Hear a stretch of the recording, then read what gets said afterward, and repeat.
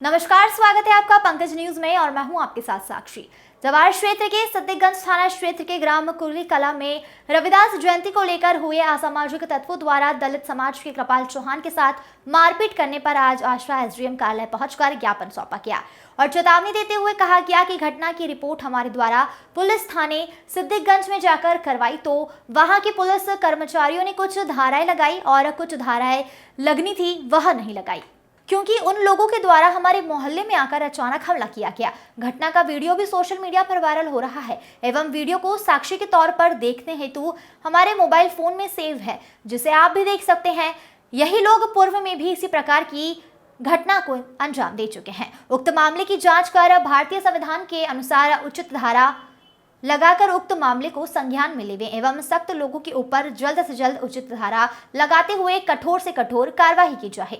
अपराधियों के हौसले बुलंद है। उक्त मामले में चलित धारा बढ़ाने एवं उक्त लोगों के ऊपर कठोर से कठोर कानूनी कार्रवाई करने के लिए कहा गया। इस मौके पर अमर आंवले, जय सिंह चौहान, देवकरण कुरल, बसपा विधानसभा अध्यक्ष आष्टा सीताराम, नरेंद्र दिनेश मालवीय, देवकरण मालवीय, ब्रजलाल चौहान, गंगाराम मालवीय, शंकर पेरवाल, अनिल जाटव, मुकेश कुमार, विनोद मालवीय, राजेंद्र कोंकतपुरा, अजय मालवीय आदि उपस्थित रहे। मध्य प्रदेश की तमाम खबरों के लिए देखते रहिए Pankaj news. Pankaj news channel को सब्सक्राइब करें और वीडियो को अधिक से अधिक शेयर करें। Bureau report. कुछ दिन पहले जावर थाना अंतर्गत सिद्दीगंज थाना में के ग्राम कुर्ली कला में रविदास जयंती को लेकर एक घटना घटी थी, जिसमें काफ़ी सड़कों पर खून भी बहा है। और आज आपने एसडीएम कार्यालय आकर एक आवेदन दिया, क्या कहना चाहेंगे आप?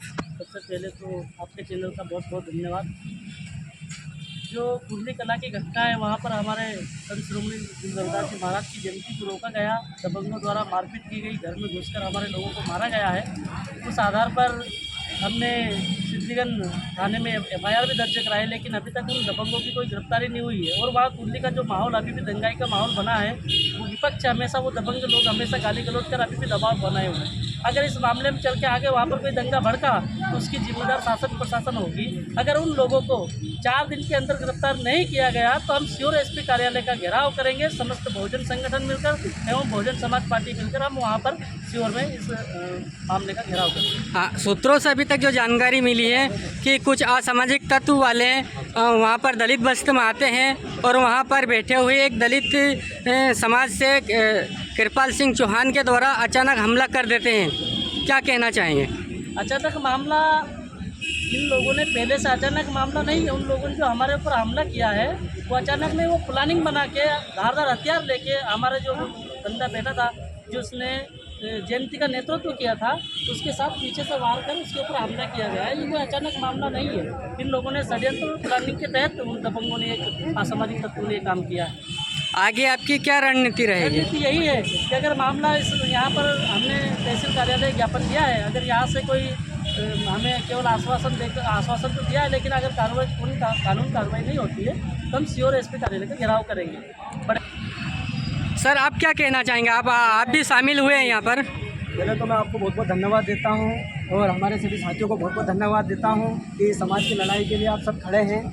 सबसे पहले तो मैं आपके बीच में एक बात रखूँगा कि इससे पहले अभी हम बात करें 10 से 15 रोज़ पहले पूरा देश एक सनातन धर्म की बात करता है और हमारी समाज भी सनातन धर्म की बात करती है, लेकिन कहीं ना कहीं जब हमारे महापुरुषों की जयंती आती है और उन्हीं के ऊपर इस तरीके से बवाल खड़े करते हैं कुछ असामाजिक तत्व, उनकी जयंती मनाने से रोकते हैं और हमारे लोगों के ऊपर धारदार हथियार से घर पर जाकर हमला करते हैं, तो कहीं ना कहीं ये बहुत बड़ी दुखदायी घटना है।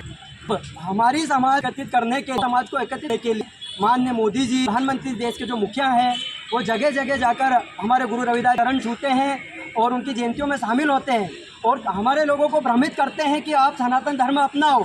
तो हम सनातन का अपमान नहीं करते, देश हमारा है, हम देश को चाहते हैं, लेकिन कहीं ना कहीं एक असामाजिक तत्व जो रहते हैं इस देश को तोड़ने का काम कर रहे हैं और कहीं ना कहीं शासन प्रशासन उनकी मदद करने में लगा हुआ है, जो इस सनातन को तोड़ने का काम करते हैं। तो हम ये चाहते हैं कि देश हमारा बटे ना आपस में। आज जो हम चाहते हैं, हमारे जो संत महापुरुष हुए गुरु रविदास जी, पूरा विश्व उनकी जयंती मनाता है। यहाँ तक कि हमारे देश के मुखिया जो राजा है इस वक्त नरेंद्र मोदी जी, वो खुद हमारे गुरु जी को जानते हैं, उनके भाषण वगैरह सुनते, उनकी सारी विचारों पर चलते हैं। तो ना इस तरह आज जो देश के अंदर ये असामाजिक तत्व इस तरीके की भ्रांति फैला रहे हैं, लोगों से दंगाएं करते हैं, तो हम ये चाहते हैं कि माननीय शासन प्रशासन जो हमारे मुख्यमंत्री जी, इस राज्य के मुख्यमंत्री जी से मैं निवेदन करता हूं कि जो कुर्ली में घटना उन असामाजिक तत्वों ने करी है उस पर संज्ञान लिया जाए और उन्हें कड़ी से कड़ी सख्त कार्रवाई की जाए, ताकि ये देश टुकड़ों में ना बटे, ना बहुजन में बटे। आज देश हमारा बात करता है सनातन धर्म की, लेकिन ये सनातन धर्म हमें कहाँ अपना रहा है, जब हमारे महापुरुषों की जयंती में इस तरीके से उनके घर पर जाकर उनके जुलूस रोका जाता है और उनके जुलूस रोकने के बाद उनके घर पर ही जाके धारदार हथियार से उनके ऊपर हमला करा जाता है। तो ये सनातन धर्म क्या इन्हें यही सिखाता है कि आप महापुरुष जो संत, जिन्हें आज देश संतों का संत विश्व गुरु मानते हैं, आज उनकी जयंती रोकने के लिए आज ये असामाजिक तत्व उनकी जयंती रोकते हैं, उनके घर पे जाकर उन्हें मारा जाता है। तो आज ये समाज कैसे हिंदू है? आओ मैं आपके चैनल के माध्यम से पूछना चाहता हूँ कि कहीं ना कहीं ऐसा ना हो कि आज ये भारत देश, हमारे मुख्यमंत्री जी, प्रधानमंत्री जी, बड़े बड़े जो नेता हुए, आज इस देश की अखंडता की बात करते हैं, एकता की बात करते हैं, और कहीं ना कहीं आज ये लोकल शासन प्रशासन, लोकल थाने वाले इस चीज़ को बढ़ावा देते हैं, अपराधों को बढ़ावा देते हैं। मैं चाहता हूं कि ये बात माननीय मुख्यमंत्री जी तक पहुंचे और सख्त से सख्त उन अपराध कराए, उन सख्त से कार्रवाई हो।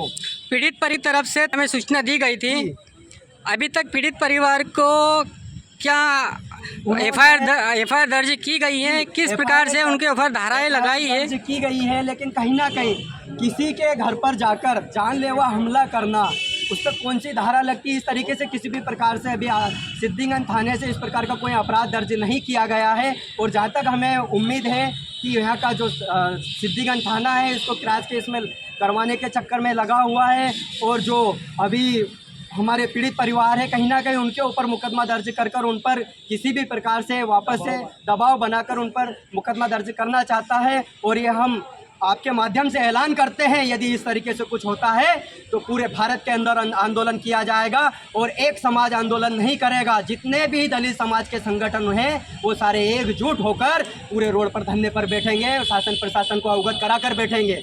यदि हमारी मांग फिर भी पूर्ण नहीं होती है तो मैं और मेरे साथी सभी अनशन पर जाकर बैठेंगे।